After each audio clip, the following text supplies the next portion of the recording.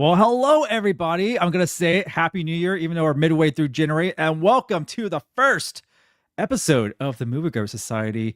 I'm Sean Tajipour, the mayor of Nerdtropolis. And joining me for another year, a year we're going to kick off strong, is Drew Munhausen, the professional media and movie mastermind. Well, greetings, Drew. Welcome to 2026. And what a perfect way to start off the year. You know, we've just had the holidays, time with family, and now we're going straight to the Bone Temple. Oh, we are? I thought we are going to do an episode on Wicked for Good on home digital with the sing-along version. You know, I did a while back see the Gabby's Dollhouse movie as well with my daughter. We never did a full episode on that. We could, there's room. We can do it. I just had to drop this in real quick because I just opened my mail and I got this 4K version from Universal. So thanks to them. Gonna give that to my sister because she loves the film and there's a sing-along version on that. So just a quick one on that. But yeah, Drew mentioned on this episode, we're talking 28 years later, the Bone Temple. Drew, refresh my memory. We did do an episode on the last one, right? We did, and we had a guest there to join us on that episode. Yeah, we have a special guest, the same one joining us soon. And we're going to keep that a secret for now. But he is part of the Nerdtropolis family. He's part of our personal family, I would say.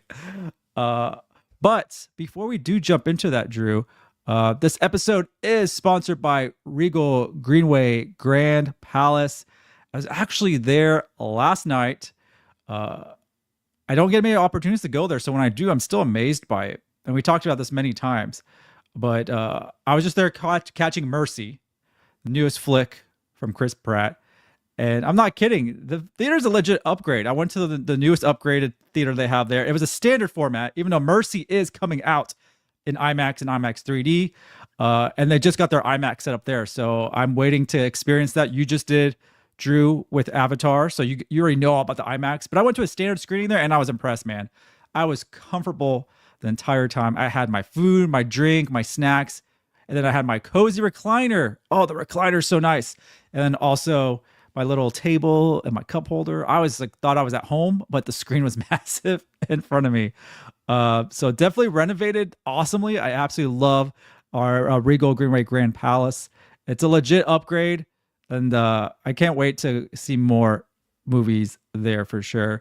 I did interview the cast and director of Mercy, and Drew, that does include Chris Pratt. And I'm excited to cross that off my bucket list right there. Garfield himself. I still wanted to mention Garfield in any capacity, but that's okay. Maybe next time.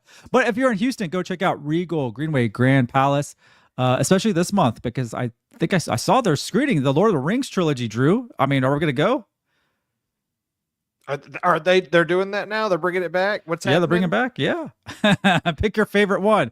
I tend to watch the Lord of the Rings trilogy around the holidays, and I didn't this year. And I've heard mention of them a lot recently, and I'm like, I'm kind of getting that itch to dive back into the trilogy.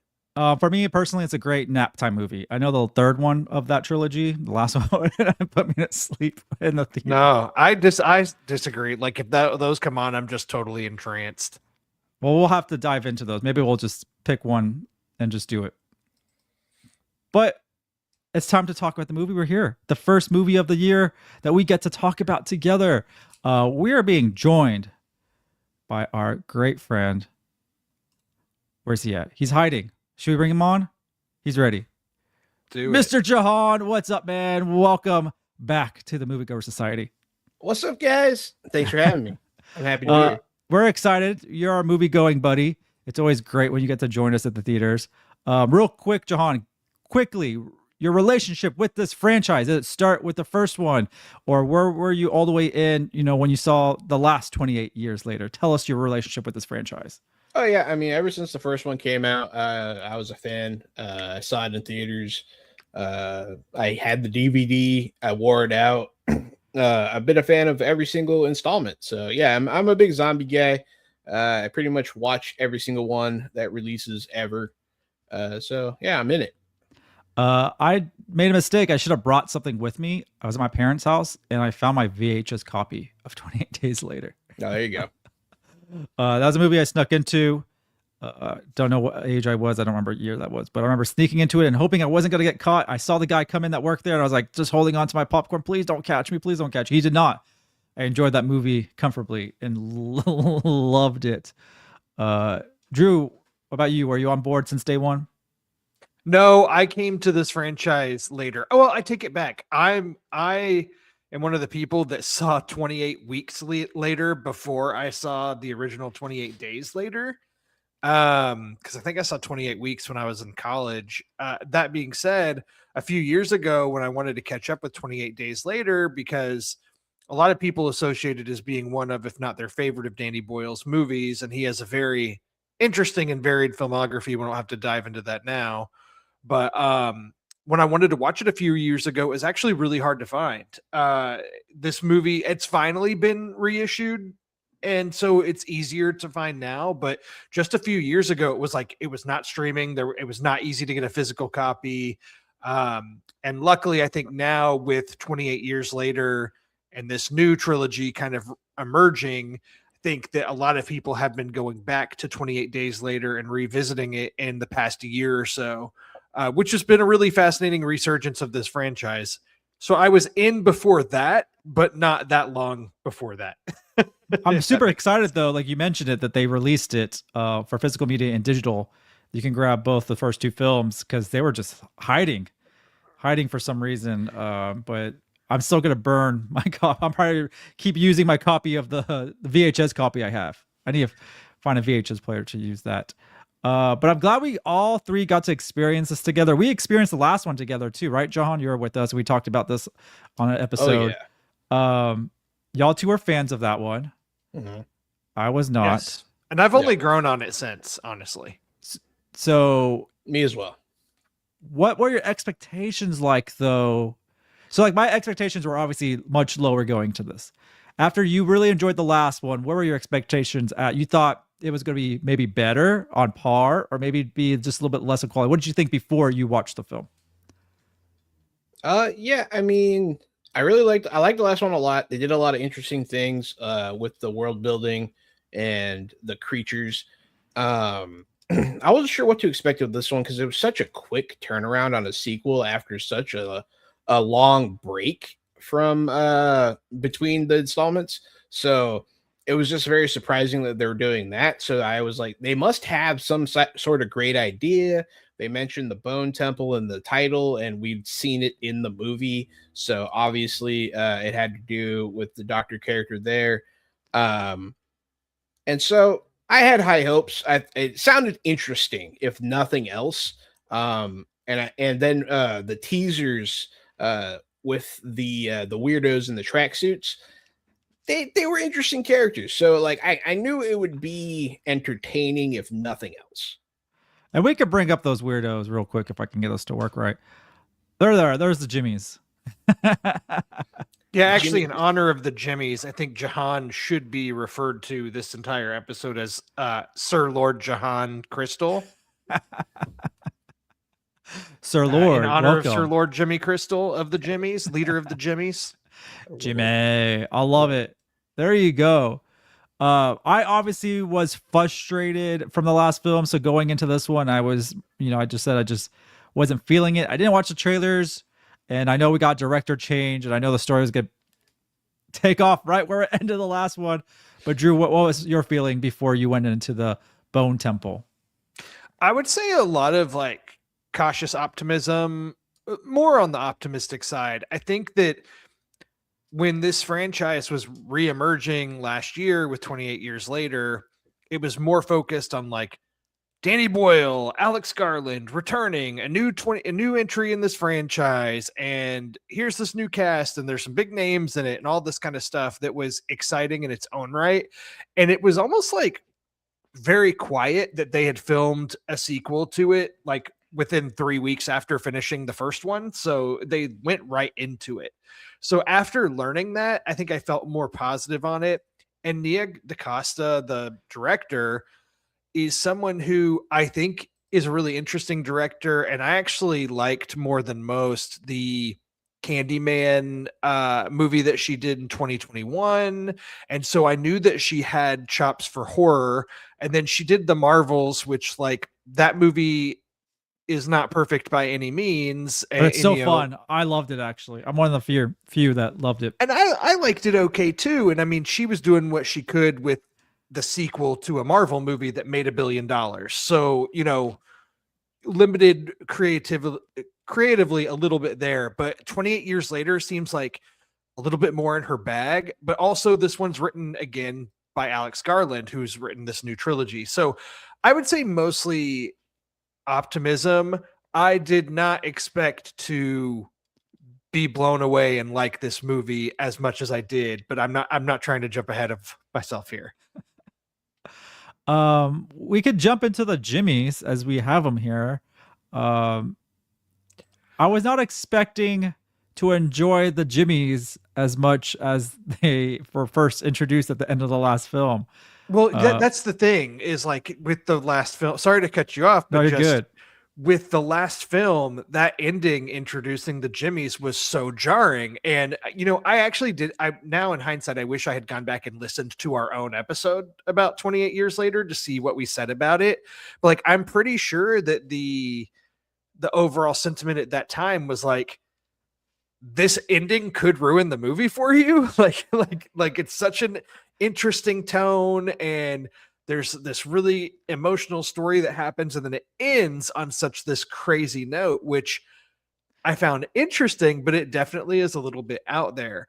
But now that we have this middle entry, that little segue at the end of the last movie really leads so perfectly and sets up the tone for a lot of what we get in this movie. So it just makes me like that ending more in hindsight with the Jimmies, because at least you get this kind of jarring introduction to them at the end of that last movie. But in this movie, you go in knowing, okay, there's this super weird psycho murderer group, and you're prepared for that. But you don't know. I would say that you said it sets the tone, but technically we don't know what or who they are other than the ending, because they totally changed they flipped everything around. Honestly, I was expecting something silly and wild.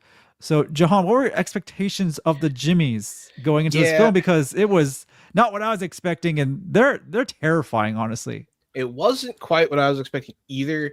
The ending of the first one was, it was like a record scratch. It was very jarring.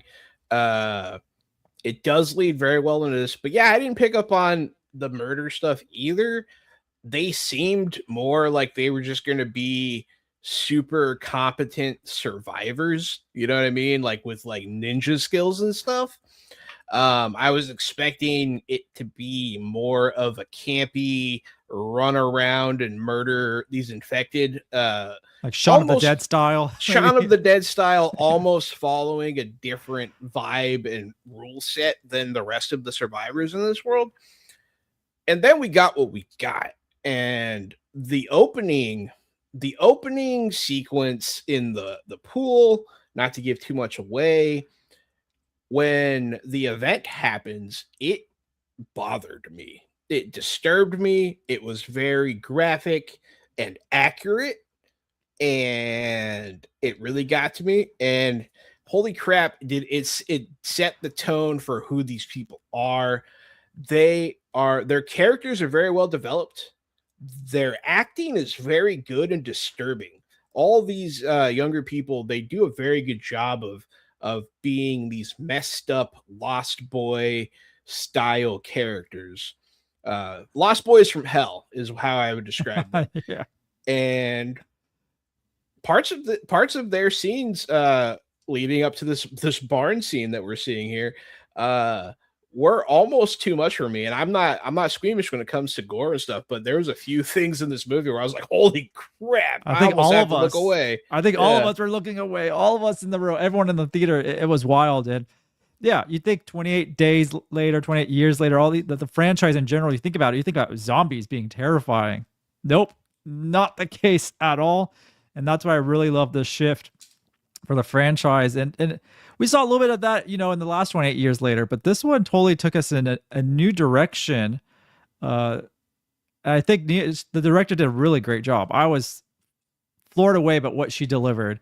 Drew, for you, were you satisfied with kind of a shift into really who the real horror is? You know, it's not the zombies technically; it's these group of survivors that are. It's a cult, pretty much. Well, they've done a good job through this franchise of establishing that, like, yes, there are these fast zombies. There's all kinds of zombies that we've seen now because we've got like these alphas, and we had, you know, if you remember in last one, there were the large, you know, like obese, sluggish ones and stuff. And then like you have like the normal ones. You've got different types, but we've made it pretty clear that it's more about the characters that have to exist in this world that have, you know, learned to get by around these zombies. And so it's more about the human stories going on within, which naturally some of those humans have gone totally off the deep end and form like murderous cult groups. Obviously that's going to happen in this type of world. But so, yeah, like I think that this movie, the way that it focuses on very different human stories kind of happening simultaneously within this world, is some of the best storytelling that we've had in this franchise. And there's a deeper story to be told too that we got teased a little bit in the last film, but we were more screen time for the Fabio of the franchise. Our Samson returns.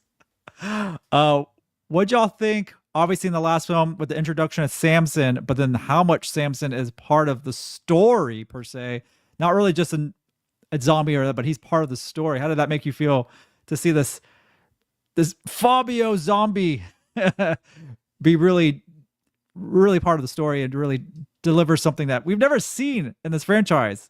Yeah. It's really great. I mean, the guy's a great physical actor. He does a lot of great things. The violence that he wreaks upon the land is spectacular and very believable just because of his sheer mass. But the storyline they're going for here, I find interesting. A lot of the things that they're doing in this one, they're things that are excellent and lovable staples of like the zombie genre. You know, like we have the psychos that are being the enemies here. It's you know, the people that are driven mad by the apocalypse. Those are the enemies. And then you have the ones that are starting to show signs of their humanity again, that they explored in Land of the Dead and in Romero's Day of the Dead, where they start experimenting with trying to see if he can shave and, you know, if there's any glimmer of humanity left in him. And they reinvent it and they take it in a new direction. And that's what I really I find that this franchise does so well, is that he takes, you know, he takes it a step further, he changes it, he makes it his own, and he just he always brings something new to the table. Drew, this is kind of like a I don't know, the story of friendship with Samson. Were you expecting this to be elaborated on in the Bone Temple? Maybe a little bit, but not to the depth that it was. Because yeah, like you said, it is teased a little bit in the first one. Like it's established that Ralph Fiennes' character, Dr. Ian Kelson, like is aware of the Alpha and has dubbed him Samson. And you know, so we get that, but here it's explored a lot more than I expected it to in some really cool ways. Obviously, I'm not going to get into the spoilers of that, but it's the highlight for sure. Do you have a favorite scene with the two of them? I mean, I would have to say the dancing's kind of fun. The dancing in the rain, yeah. I wasn't expecting to laugh so much. There was some funny parts for sure. There's a lot of emotion in this movie. Like you hit all the things. You start laughing, you start like wanting to throw up a little bit at some of these scenes. And then there's quite a bit of heart at the same time, and we'll get to some of the other stuff as well. I do want to circle back though, because you did bring up Samson's like strength and might, and a lot of his ways of killing and wherever he was doing reminded me of those Mortal Kombat fatalities. It was wild. Looking forward to that movie and see how they're going to elevate their fatalities there. But Samson, strong man. Then we talk about the gore. I think it just kept getting worse and worse. Going back actually to what happened in the barn, that was one of the most disgusting parts of the scene, and I really almost could not hold it in. So was that also a scene for y'all that you can hold in, or was there another one that was really tougher? But I thought this was the toughest for me. Yeah, that was probably it. Yeah, that was probably the worst. That was probably the worst one for sure. Not to get into the specifics of what happens in there. You know what happens in there. It's gross. It is gross. It's gross on a physical level, like a kind of level, but it's also gross on like an empathy level. Like it's hard to watch that happen to another human being, because they do it.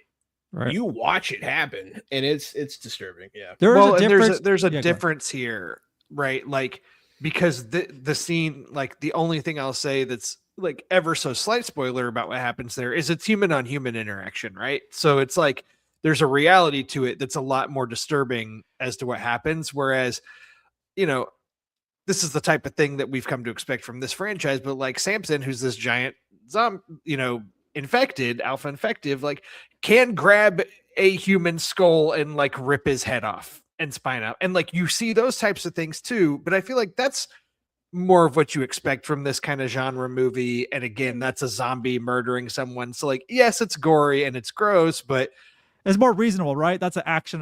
It comes with like a bit of humor because it's gross but funny, and it's what you expect. But like when it's humans,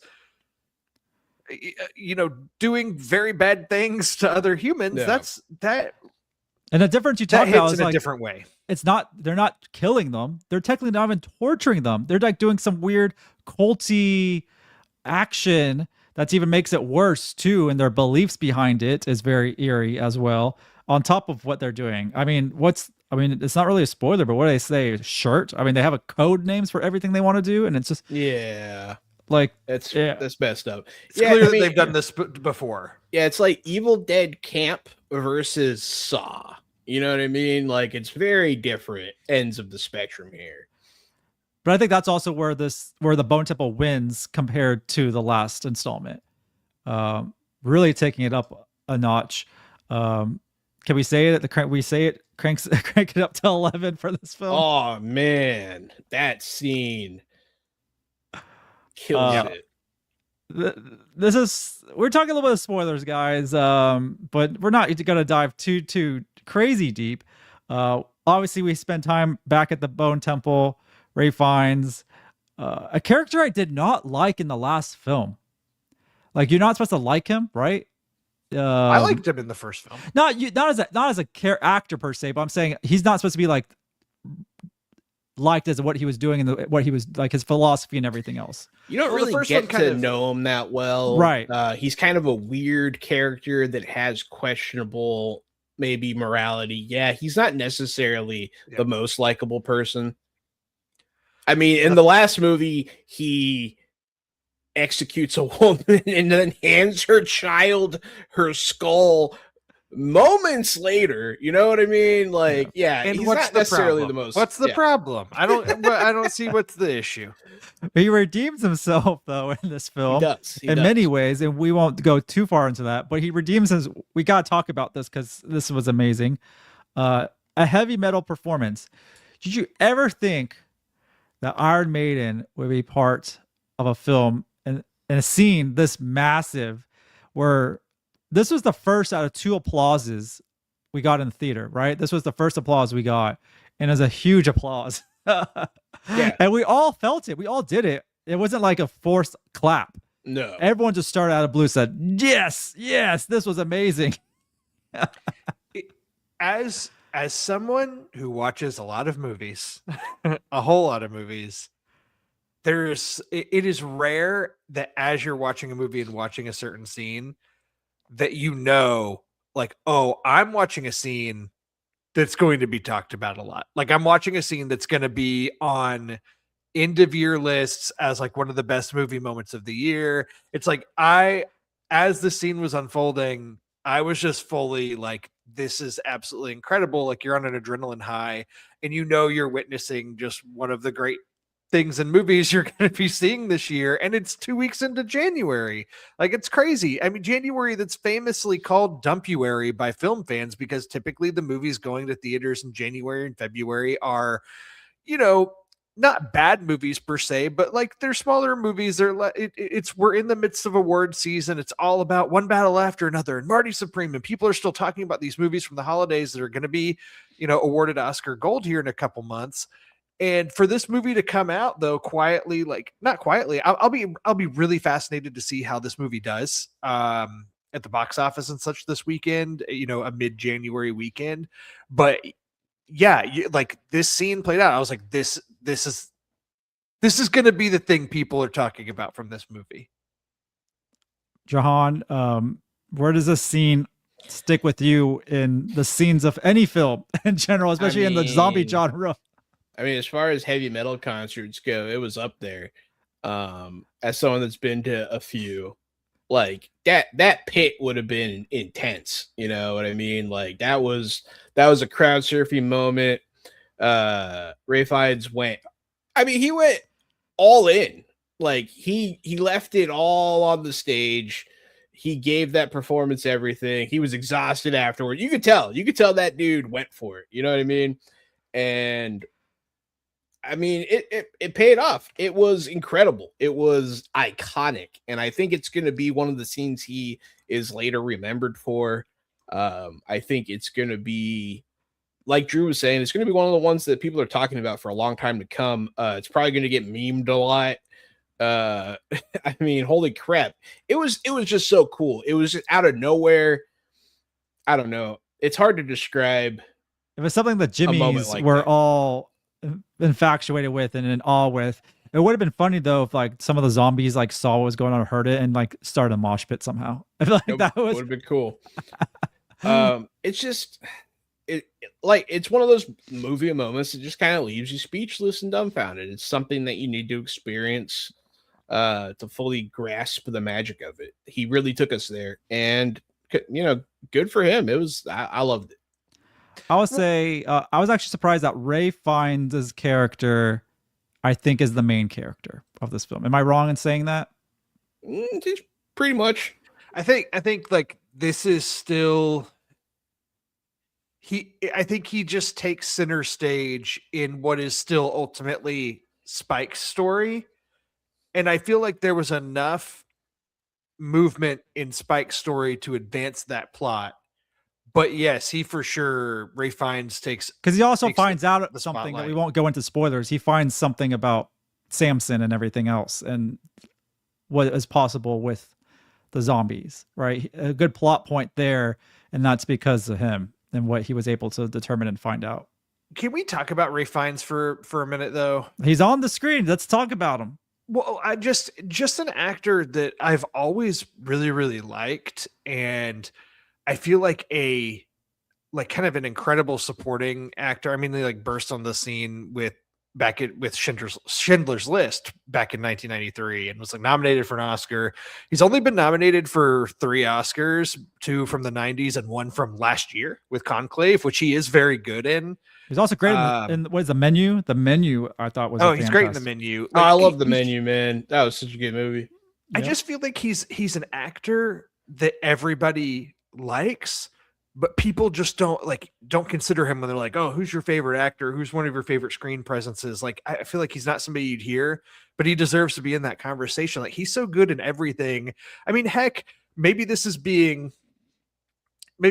going too far, but like, you could argue that the whole Harry Potter movie franchise wouldn't work without him. I mean, he's Voldemort in those movies. And you had to remind me about that too. Honestly, I was like, wait, what? Oh yeah, that's right.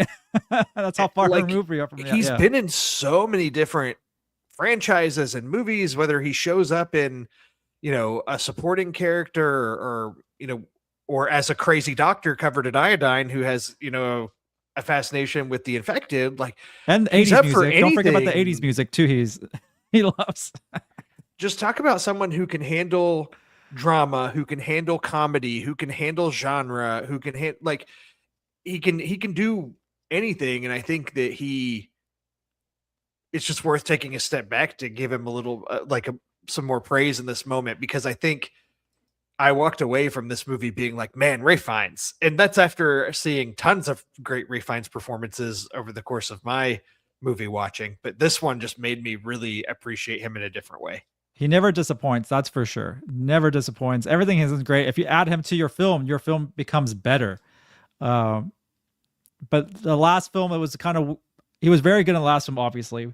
But I feel like that plot just kind of disappointed me a little bit. But this one, I was wildly pleased because there's a lot of shock factor in this. The story takes you somewhere you did not think it was going to go. The focus shifted. Not to say there's not zombies in here and scary moments, because Drew, we all jumped, but Drew had a major jump at one point too. Yeah, you called me out for it, which was slightly embarrassing, but I also deserved it. It's just to show people that this movie has a little. It was bit of everything. the cheapest jump scare in the movie too, but which it is what worked. makes it more lame. It wasn't the cheapest. It was typical of that franchise, actually. And you have a lot of remnants of 28 Days Later in this film. There's a lot of that in there. There's a couple of moments that kind of remind me of the original film, but it's definitely its own film in this franchise. I can't even compare it to the last film. The last one just kind of set up a couple things for this one to take over.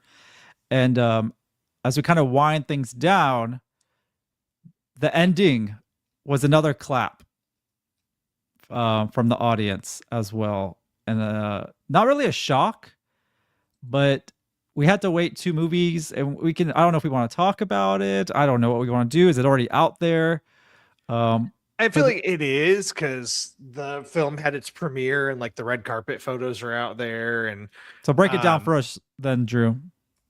Well, I mean, we can just do like major, as we near the ending of our conversation about this movie and the plot, like major spoiler warnings, because this is a reveal. But I think we all knew it was happening or had been heavily rumored, but it's like all this crazy stuff happens in this movie and you think the movie's about to wrap up, and then it's like, oh no, wait, here's Cillian Murphy still around, still living in this world with a daughter, and yeah, the audience did clap. It was justified. I'm not a big clapper in movies. Like I don't clap in the movie theater. I clap for live performances. Like you're clapping at a screen. I have a weird thing about it, but in a movie like this, when the audience claps at the 2 moments they clapped at, I'm like, I can't even blame anybody. Well, it's a rare thing too. 2 moments in the film, especially a zombie film, to clap in, is unheard of. Yeah, I lost my mind at that last part, dude. I wasn't expecting to be that excited, but when they showed the exact same house from the ending of 28 Days Later, I mean, it was a pretty crazy moment to see such a long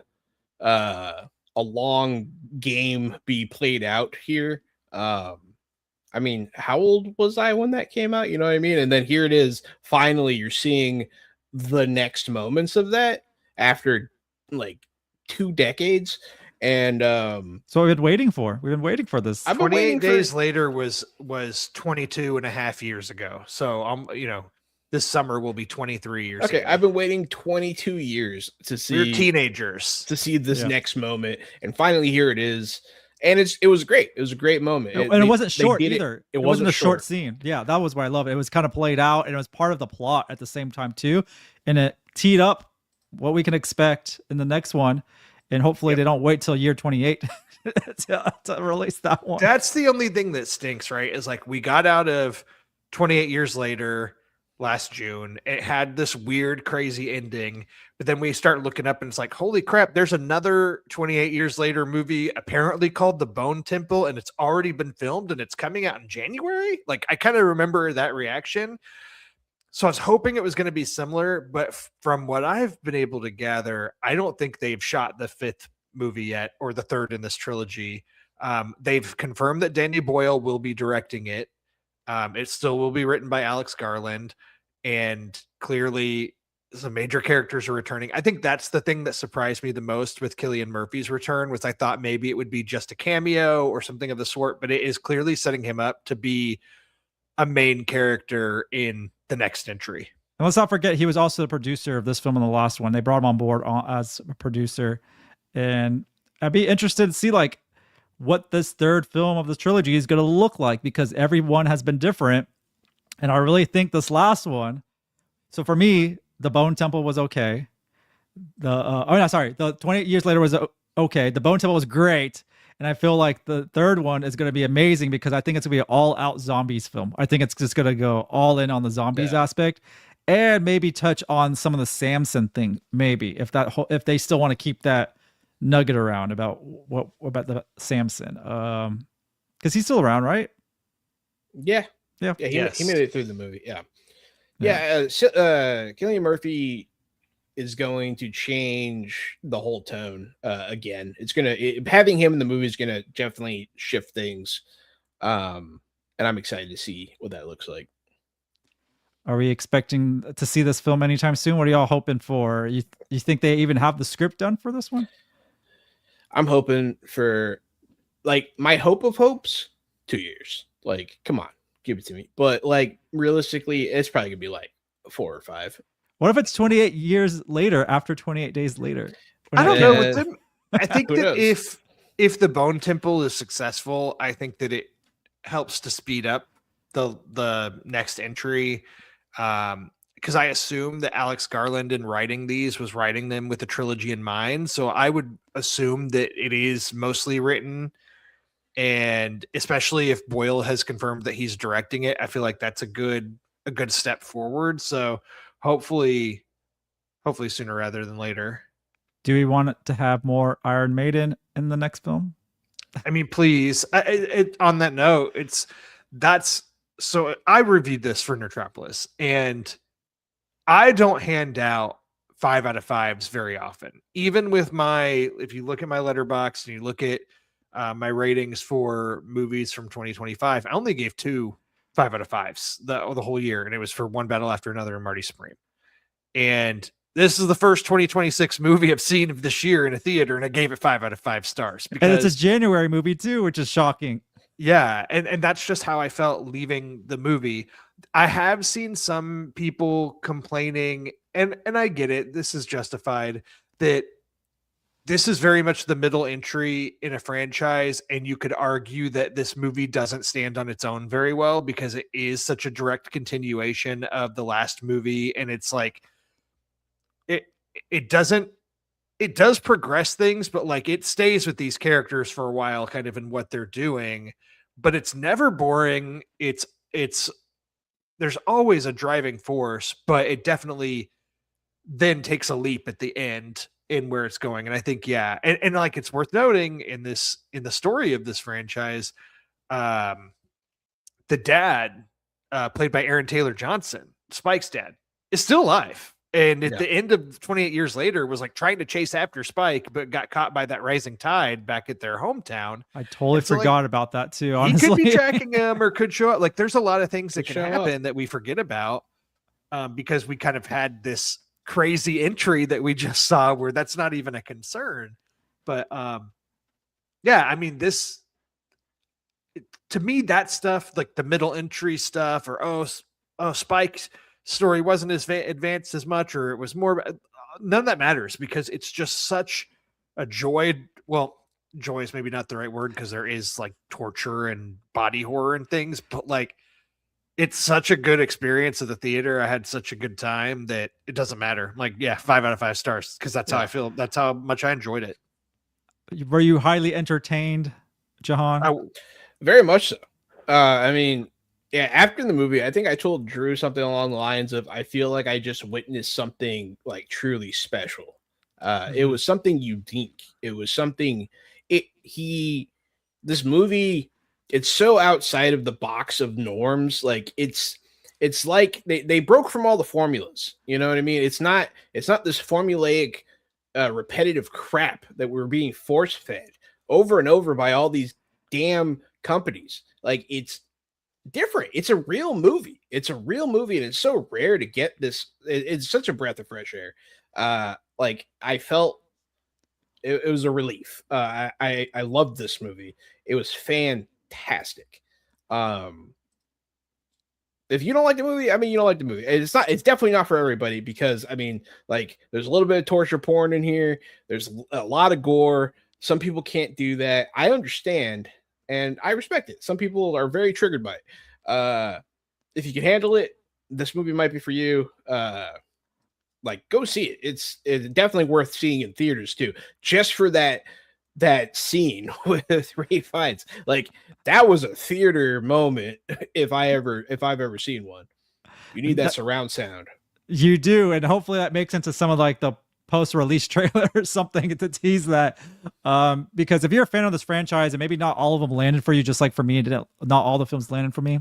This one is easily top 2 for me. I know it's we have a list going tomorrow. I think going up tomorrow, ranking the 4 films from Alicia, who has contributed to us, and we miss her. She was supposed to join us tonight, but she's got her list of her rankings, and you'll be surprised at what's on the top. But I think that's a wrap on this episode of the Moviegoers Society. Jahan, thank you so much for joining us. Tell everybody where they can follow you and do your plug. Yeah, you can check me out at Johananon on Blue Sky. You can also check me out on twitch.tv/Johananon to watch me stream all of my TTRPGs with my co-host Gary over there on Fresh Out the Box. You can also check me and Drew out on Fresh Out the Podcast on Podbean. You can also check us out on YouTube at Fresh Out the Box as well. Both the TTRPG stuff and the podcast stuff are on there, so check it out. Come and say what's up. Drew, shout your socials as well. Yeah, you can catch me at Drew Munhausen on X, on Blue Sky, on Letterboxd, pretty much anywhere on all the socials. Letterboxd especially, I like to post the movies and stuff that I'm watching, so come follow me, come interact with me there. And then of course, like as Jahan said, Fresh Out the Podcast, we just recently did an episode recapping our favorite things of 2025, and you can stay tuned to that feed because I think soon we'll be doing some hotly anticipated things from 2026, which, you know, we're now past the Bone Temple, so that can't be on the list. I can guarantee you it probably would have been one of Jahan's most anticipated movies of the year, and now it's going to be interesting to see if in a year when we do our best of 2026, if it's still in Jahan's top 3, if it's still in my top 3, who knows? It's so early. It's wild how cinema's been pretty good to us so far. And we're only in a year where we have like a new Toy Story movie and a new Avengers movie and a new, like a whole bunch of huge franchises are getting new entries this year. And it's the year of the sequels. This 28 Days Later movie came out in January and it ruled. So it's cool. Yeah, the year of the sequels, we'll call it. Don't forget to follow Nerdtropolis at all the socials. It's just at Nerdtropolis. Visit nerdtropolis.com for your daily dose of movie news, reviews, interviews, and trailers. Once again, I'm Sean Tajipour, the mayor of Nerdtropolis. And fellas, y'all want to do the sign off together? Well, I think Drew Munhausen, the professional media and movie mastermind. And we got Jahan, the game master extraordinaire. And we're going to see all of you at the movies. At the movies. We tried. We tried.